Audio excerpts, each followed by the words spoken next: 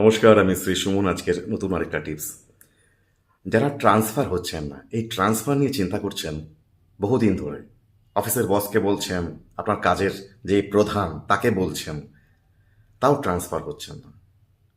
Always এই চিন্তাটা আপনার মাথায় ঘুরছে, কবে পরিবারের কাছে যাব, পরিবারকে আবার ফিরে পাবো, পরিবার ছেড়ে অনেক দূরে গিয়ে কর্মে আছেন। এই ক্রিয়াটা করে একবার দেখতে পারেন, এই টিপসটা করে একবার দেখতে পারেন। কি করবেন? প্রত্যেক মঙ্গলবার হনুমান চালিসা পাঠ করুন হনুমানজির মন্দিরে গিয়ে।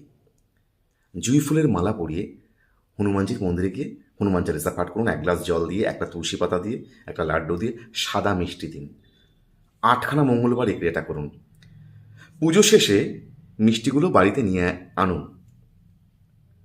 এবার একটা মিষ্টি হাতে রেখে মাথার চারদিকে 7 পাক ঘুরিয়ে জলে ফেলে দিন।